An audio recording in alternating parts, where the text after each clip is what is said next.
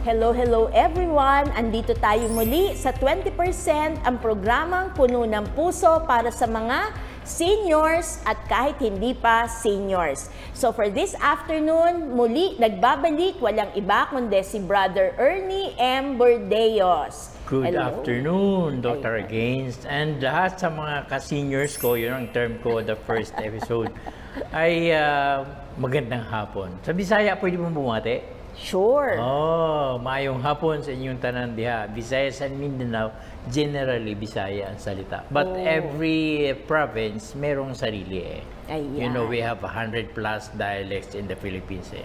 Amen. Yun. So ayan na, tingnan nyo, kahit na Visayas at Mindanao, kasali kayo sa ating kwento. Let us praise the Lord and give Him thanks. So masarap ang tsaa, no? Yun, no? Para bang nasa royal family ka, ganito Correct. is. Sarap ng dating eh, di ba? Ganito ang dating nila eh. Talagang...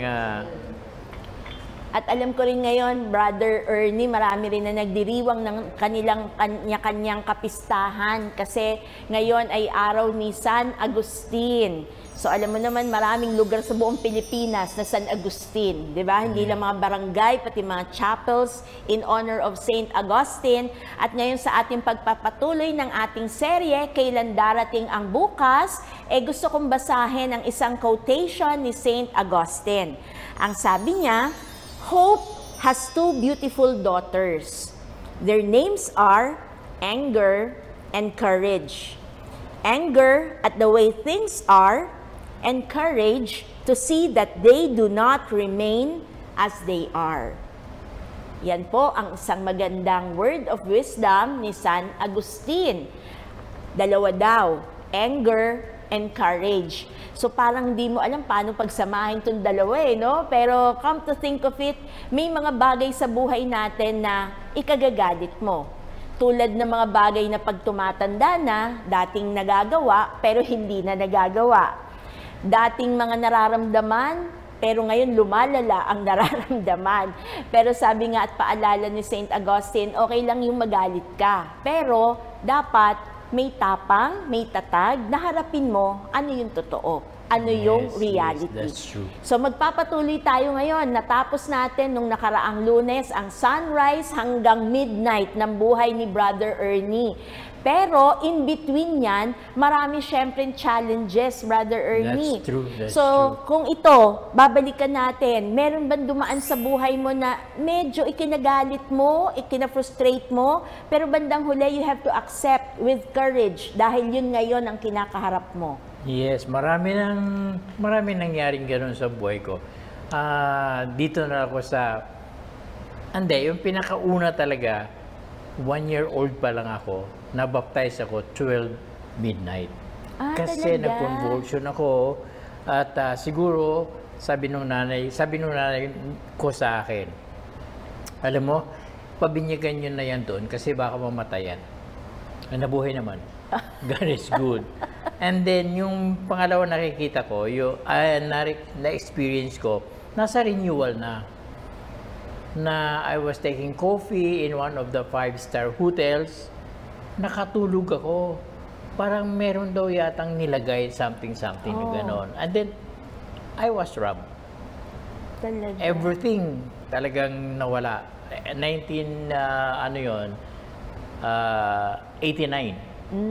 Okay, so, and then, inisip ko yun, ininda ko yun. Bakit ganun? Pero after that, naisip ko rin, ay wag nga magtanong kung bakit gano'n. Alam mo anong miracle ng Lord? Naka-taxi ako, nakauwi ako. Hindi ko alam kung papaano. Hindi ko alam. Grasya ng Diyos talaga yun. So, Brother Ernie, kung 1989 yan nangyari sa buhay mo, na kay Lord ka na yan. Of course. So, ibig sabihin, hindi ka talaga na-excuse sa ganong mga insidente ng buhay mo. In fact, ang pagkakaalam ko, tinatarget nila yung mga leaders talaga ni evil, no? Yun ang kinakalaban niya. Kasi pag nawala yung leader, magkawatak yung mga tao. Tama. Yun. So, yan nangyari sa akin. At saka, gusto mo pa yung latest ba? Talagang meron noon at meron talagang latest, no? Yung latest ko, na-stroke ako. Ito lang, 2019. So, pre-pandemic. Pre-pandemic yan kasi yung time na yan, nasa Amerika ako eh. Pero nandito pa lang ako, na-stroke na ako. And then, dinala ko sa ICE. Nag-drive ako. After taking a bath, tapos, naglinis, pupunta ko sa office, nag-drive ako, nakadrive pa ako. Ang napansin ko, bakit humihina yung kaliwa? Hindi na siya makaikot. So, naka-parking ako, and then pag-akyat ko sa taas, yun na. Nakita nila, sabi nila, nung mga kasama ko sa office, dalhin sa ospital yan kasi na-stroke. Wala sa isipan ko yung stroke. Hindi ko alam yan. At basta wala sa isipan ko yan. Hindi ko naman pinaghahandaan yan eh. Di ba? Anyway, dinala ko sa St. Luke's. Nakaupo ko ng maayos, etc. Then I was, inaano na ako, inattend na ako, then MRI, etc. And then sabi ng doktor, you had a stroke.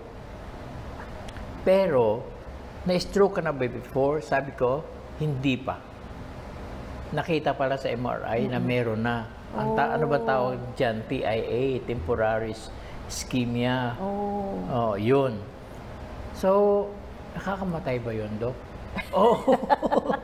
Marami pero nung matay ng gano'n. Nalusutan mo. Sabi ko, well, God is very good to me talaga. Of course, all the time, God is good. No? Pero, maalaala mo ito kapag may nangyari na hindi mo inaasahan na pwede kang kunin pala anytime God wants na, di ba, sa buhay natin. So, yun, umiyak ako because pinayagan ako ng Diyos na mabuhay pa. Amen. Hindi ako umiyak dahil nagka-stroke ako kasi nandun na yun eh. You have to thank the Lord because ito na yun. Ang ginawa ng Diyos sa'yo, talagang buhay ka pa.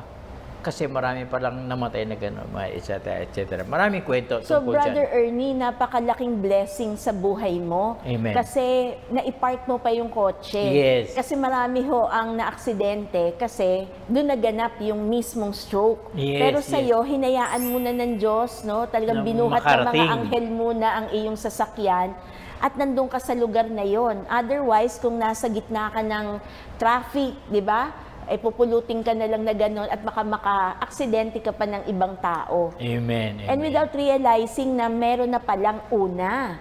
Yes, So ito lang talaga yung malala na kasi nakita na talaga eh. Oo. At saka isa pa dyan, nagkaroon ako ng, anong tawag nila ba dyan? Hindi na, slurred yung speech ko. Kahit ngayon, konti-konti pala na gano'n. Pero yung paglakad ko, yung strength nito, almost the same pa rin siya. So, pero left side po ang left side daw, sa'yo. sabi ng doktor. Sabi ko, nako, ang God talaga, meron siyang sinasabi sa akin. Hindi naman ako nakikinig na naman.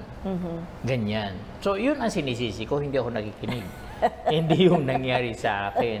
So, ang napakagandang lesson dyan is you have to listen to the Lord talaga all days of your life bago tayo gumalaw. Although yun naman ang ginagawa ko. In fact, pag upo ko sa manubela, talagang sinasabi ko na, Lord, doon ako pupunta at alam mo na ang gagawin ko. Of course, lahat naman ang ginagawa Panginoon ay para sa iyo. So, but at least, you have to be aware that you are doing this for God and for God and for God. Yes. And yung awareness na hindi yun. ka niya inabandon, Hindi no? All throughout. Oh, yes. So, Parang paano ka po nakabalik?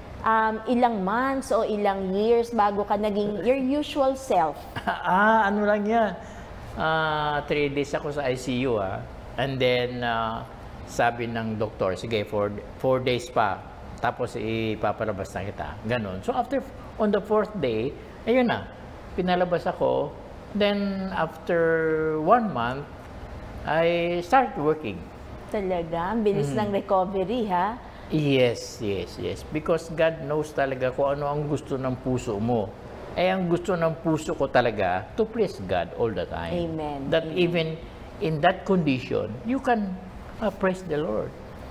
So, nung nangyayari yan sa'yo, Brother Ernie, kasi warning na ito sa lolos and lolas natin. Of course, pag nagkakaedad, no, nandun talaga yung mas malaking porsyento ng possibility mangyayari rin yan sa amin. So, nung nangyayari yung sa'yo, napo-project mo ba na ako magpa-prayer meeting pa rin, ako pa rin, patuloy pa rin ako magiging elder, yung iyong mga ginagawa, binago mo ba yun sa isip mo na magkakaroon ka ng adjustments o itutuloy mo lang talaga yung buhay mo? Yun ang pinakamalaking iniyakan ko kasi ako ang nag-establish, nag-organize itong St. Peter. Yes. And then, hindi ko pa nagawa yung aming succession, yung law of succession. Kung paano ang sinong papalit, ganito. Kasi hands-on ka talaga eh. Oo, hands-on talaga ako. Sa amin, meron kaming rule na hanggang buhay, yung elder presiding, siya, parang pope. Yes. Pero bawat ministry, I have 12 ministries. And ginawa ko kasi yan, nireveal ko na to, secret ko na to. Kasi hindi ko ito sinishare kahit kanino, only after I had a stroke. Okay. So inayos ko na yan, itong gagawin ninyo, itong gagawin mo, itong gagawin. The community, committed kasi kami, meron kami commitment every year. Kunti lang yung grupo eh. And then merong leader bawat tribe. And this, kinapi ko itong 12 tribes of Israel. Okay. Ayan. So bawat tribe may leader. Yun din ang ministry head. So among the 12, may mga assistant din yun, assistant. Among the 12, dito kayo pipili ng inyong elder. Ito ang requirements. Ito ang dapat na gawin ng mapili na elder. In So other nakasulat words, na lahat yun. ibig sabihin, Brother Ernie, kailangan talaga may preparasyon tayo.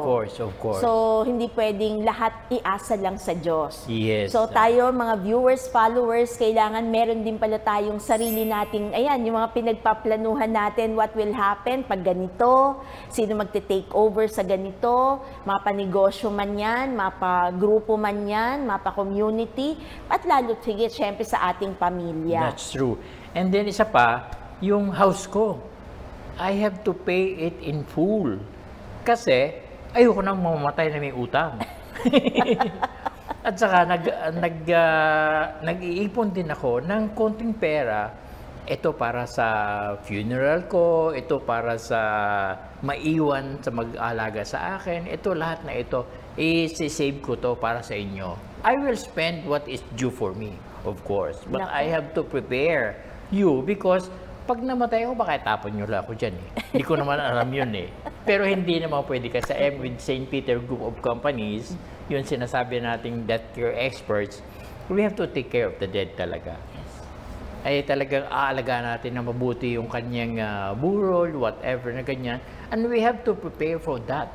Kasi pupunta tayo doon eh. Tama. So ngayon naliliwanagan ako, Brother Ernie, kasi pagka mga nasa midlife pa lang, no, ang tao nasa noontime pa, kasagsagan yan, kumikita eh, nasa peak ng career, di ba? Tapos usually, ang laging projection nila, I will be a millionaire at age 40. Ganun yung mga usual na projection. Tapos magtatrabaho na ako para maaga ako mag-retire, para sitting pretty, quote unquote. No? Pero ngayon, here you are, na dumaan sa maraming challenges ng buhay, hindi sitting pretty pala yung fino-forecast, kundi kailangan palang paghandaan yung endpoint natin. That's correct. In fact, yung sabi kong mag-iipon ako ng pera, this is for my ministry.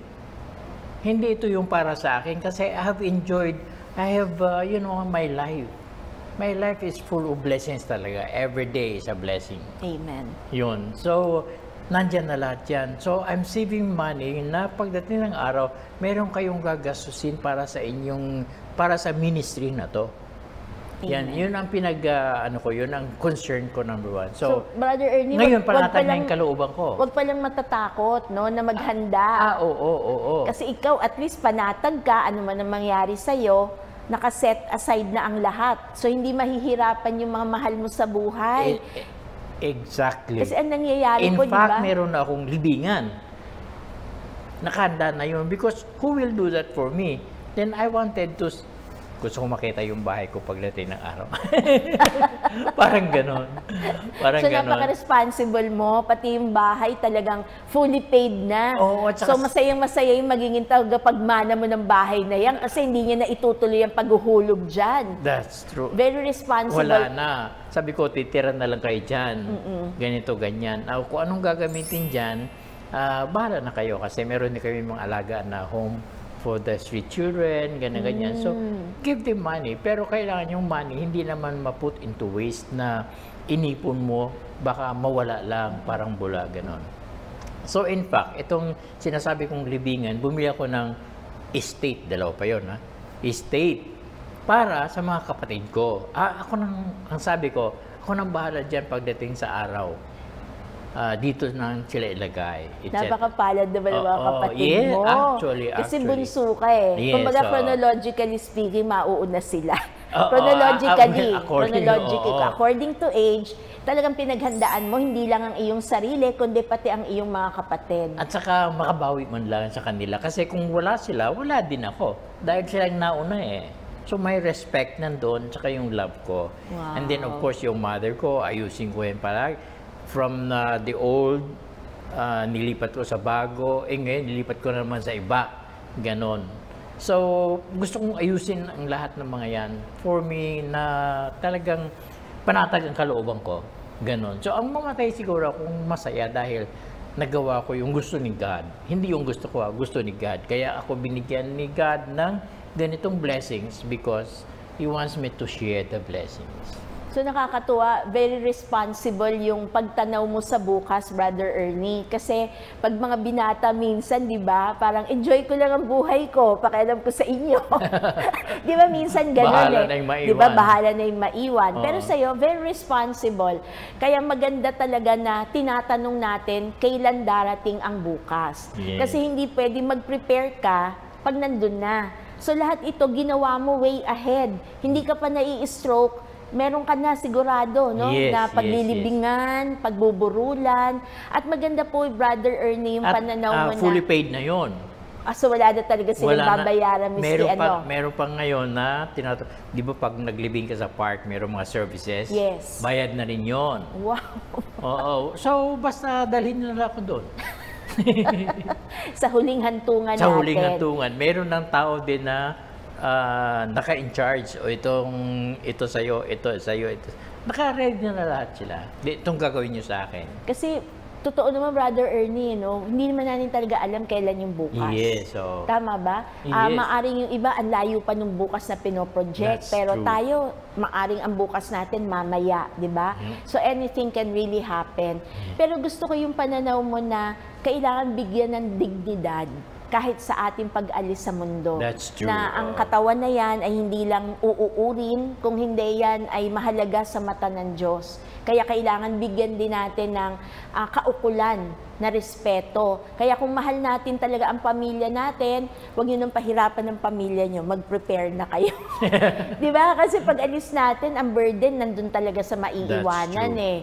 Kaya sana ngayon pa lang may mga preparasyon na. So hindi pala masama, Brother Ernie, na mag-ipon. Oo. Maganda nga ngayon dahil meron ng plans. Yung tinatawag nila na preemie plans. Ganon. So, hindi mo pa gamitin, pero pwede mo nang i-avail. Yes, yung nanay ko, binigyan ko rin ng ganyan. My brothers and sisters na iba. So, ayan na. Para sa pagdating ng araw, hindi lahat ng oras may pera tayo eh.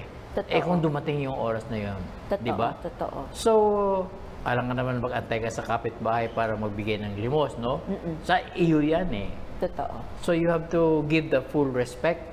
Ganon. So, yung respeto na binigay ko, ihanda natin itong lahat na ito. Kasi walang nakakaalam.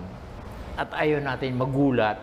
Kasi sometimes doon tayo umiyak sa gastos eh. At totoo. Tama ka doon. Tama ka doon. So, hindi naiiyak dahil aalis na siya. Oo. Naiiyak ano yung maiiwan mo sa amin. Puro gastos.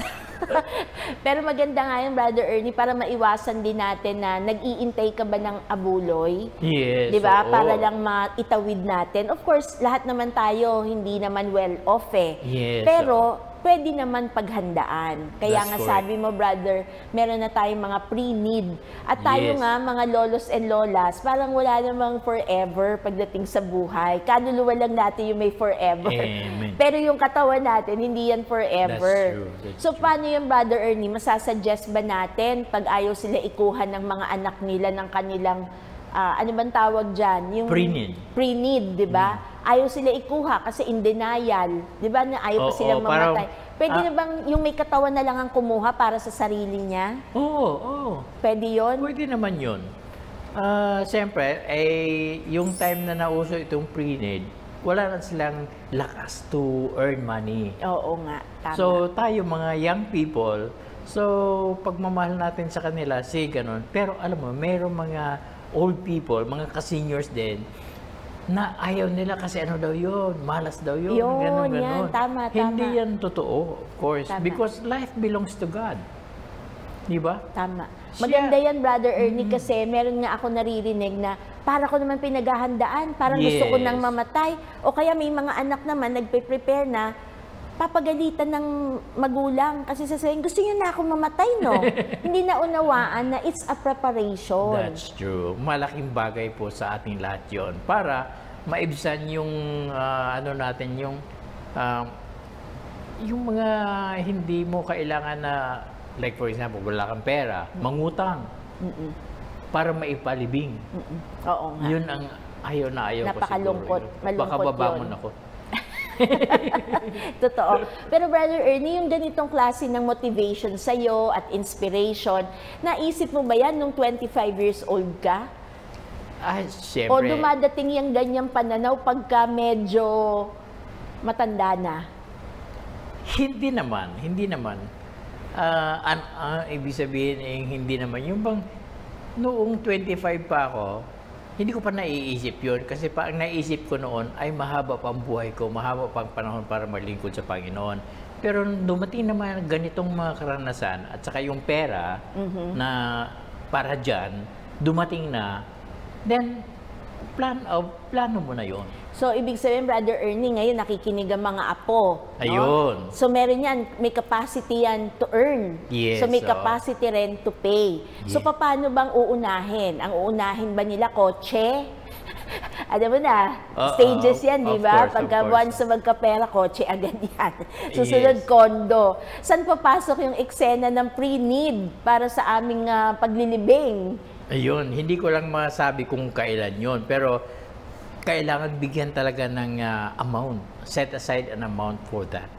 Maliit lang naman yon ngayon, pero kung at need, of course, triple na yan, 4 times na yan. So I suggest na ngayon pa lang paghandaan naman natin yan Tama. sa pagmamahal natin sa ating mga ka-seniors na ganyan. Napakagandang bagay ang maghanda talaga, kahit sa kamatayan. So spiritually, paghahandaan mo rin yan. Napansin mo ba sa simbahan, no, everyday, yung mga kabats mo sa 5 o'clock in the morning, mga ka-seniors din, naghahanda na rin yan. Yes, tama, for their tama. time to go. So, habang merong panahon, actually. Pero meron din mga bata, ha? Meron din mga bata, naghahanda talaga. It depends doon sa conversion ng isang tao. So, I am praying na these young people will be converted as early as possible. Amen. So, Para- wag iintayin yung yung Oh. last hurrah. Oo. no? Tsaka palang kunyari, dilapidated na yung katawan, wala nang lakas, tsaka Oo. palang magko-convert. Andito kami to share already kasi na-experience na namin ito. So ngayon, gusto ko i-suggest na maghanda kayo. Spiritually, material, physically, yan. O, ito yung pangkape. Ito yung pang ganyan. Ito yung kape na gagamitin nyo. Ito yung brand na gagamitin nyo. Tsaka siguro, Brother Ernie, maganda rin na rin pag-discussan, Total nakakatuwa, diba, pag-usapan na pwede na rin isama yung sa paghahanda na huwag magsusugal. Ay, sa ano? Diba? Sa wake. Yung sa wake, di ba? Oo. Kasi medyo Filipino, yan parang gawi ba? Nang hindi naman lahat, pero meron. So, ikaw na may katawan, may lakas ka pa, sabihin mo na yung preference mo na, Oo. di ba, I would rather not. Sana Oo, wala. that's true. Tama ba? Kasi yun ay nag-aantay ng limos nga para sa Peter may pumunta doon. brother, si ganito ganyan, namatay yung ano dyan sa nagpapalimos dyan. So, alam mo, dinala sa Peter, walang bayad. Sige, palibing natin ng walang bayad dyan. Wala nang babayad dyan eh. Kasi nagpapalimos nga lang yan eh. So, meron namang isa pa na mahirap din, sa tabing kalsada, pero meron siyang inipon pala. Meron siyang inipon para sa pagdating ng panahon na yun. O, hindi pa siya plan, pero meron talaga siyang pera para dyan. Nakalaan. So, sa puso nung presidente dati, sa puso niya na, o sige, ito lang bayaran mo, huwag mo nang bayaran yung iba. Huwag, yung bang, kumbaga sa at cost lang. Tama. Ganun. Yung iba, huwag The bare minimum. Oo, the bare. Nako. How nice for these people also, these big corporations, na may puso ng ganun. Yes. Di ba? So, ito ang tinatrabaho din namin. Na for every one of us in the company, pwede magitain pangalan? Pwede naman. Sa St. Peter, priority din namin yan to share. Ang maganda kasi sa inyo, mission ito. Yes. Dahil naka-anchor kayo sa St. Peter Catholic Charismatic Community. Na kung saan, yung vision ninyo is the kingdom of God. Exactly. So, na ang buhay natin ay hindi lang dito sa lupa, kundi pinaghahandaan talaga yung kaluluwa ng tao. That's true. Kaya pag nagbababay na tayo sa mga mahal natin sa buhay, di ba? Hindi na yung samaan ng loob, kundi magaang na ang lahat. Kasi nagkatulungan eh. On your end and on the end of the other party, di ba? So ito ay brotherhood, kaya community nga na makikita. So it's really a mission and not a business, di ba? That's true. So mayroon pang pangyayari na hindi mailibing kasi walang pambayad.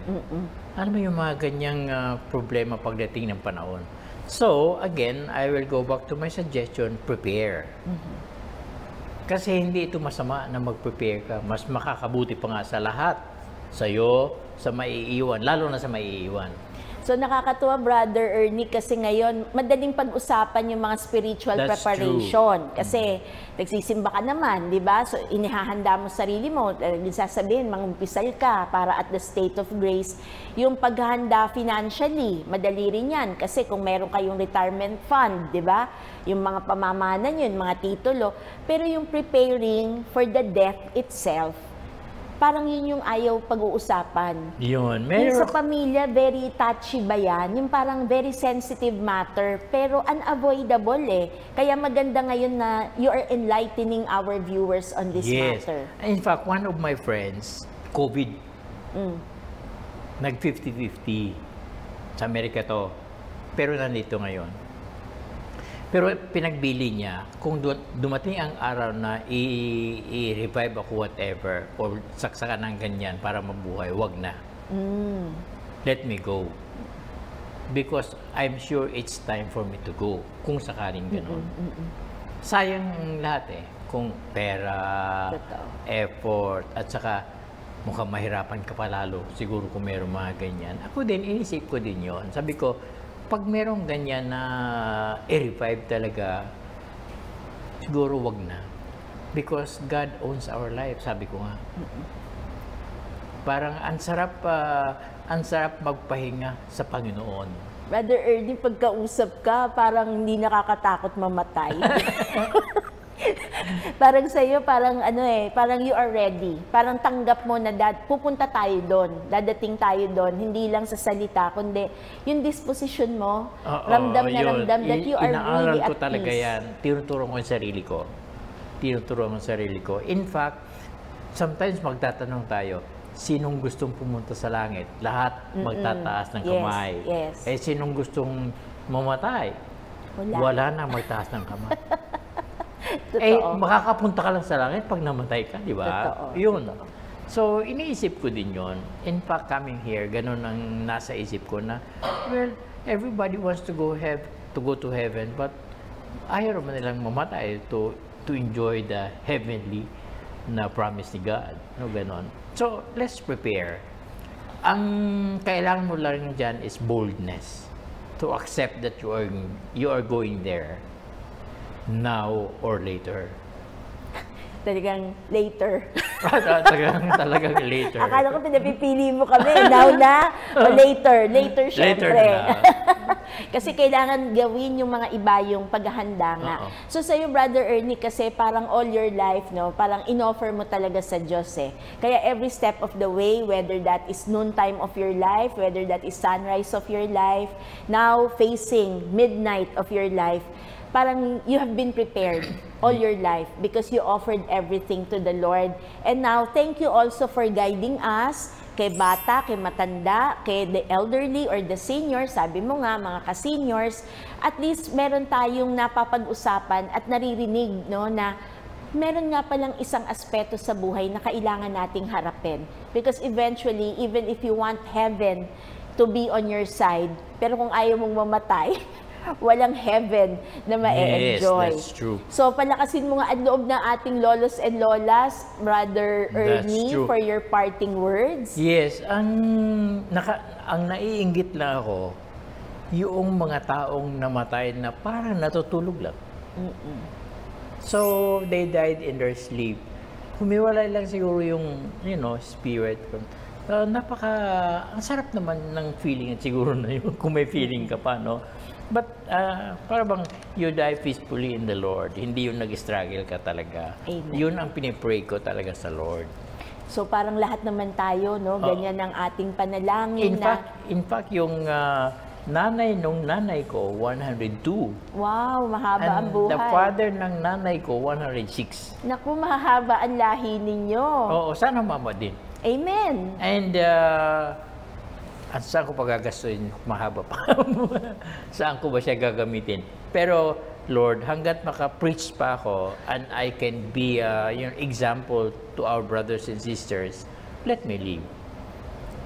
Para bang toothpaste na yung pipigain mo talaga hanggang doon sa last. Hanggang meron pa. Hanggat meron pang laman. Guguntingin pa nga yung iba para lumabas yung laman, di ba? Ganon. Sisimutin talaga. Sisimutin talaga. So yun ang pinipray ko sa Lord. Lord, sana ganyan ang buhay ko. Yan. Amen. Salamat. Let us praise the Lord.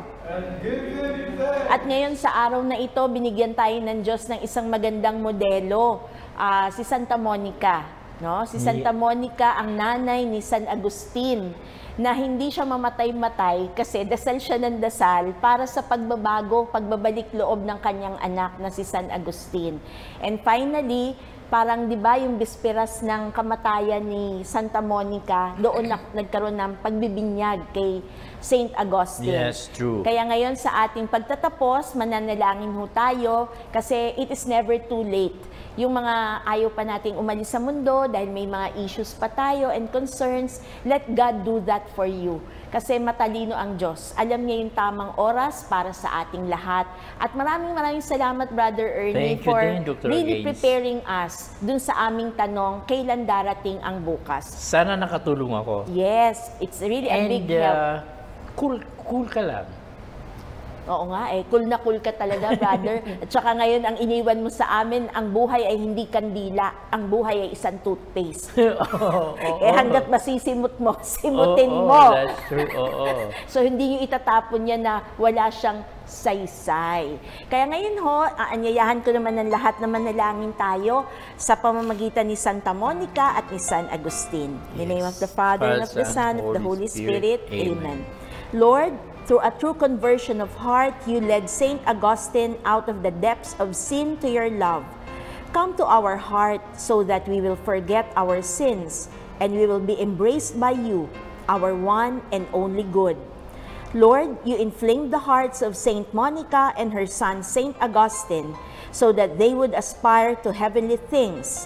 May we also long for the supreme source of life. Amen. Amen. In the name of the Father, of the Son, of the Holy Spirit. Amen. Maraming salamat, Brother Ernie. Thank you din. At sa mga ka-seniors, Amen. Be prepared. Parang Boy Scout. Yun ang final word, no? Be prepared. At ganun din na ayong pananalangin para sa iyong community, sa St. Peter Catholic Charismatic Community, na patuloy nawa ang mission na ito na maihanda ang lahat patungong langit. Let us praise the Lord. And give Him thanks. Let's see each other. Let's see each other again next Monday. Sana maulit pa ito. Amen, amen. Bye-bye.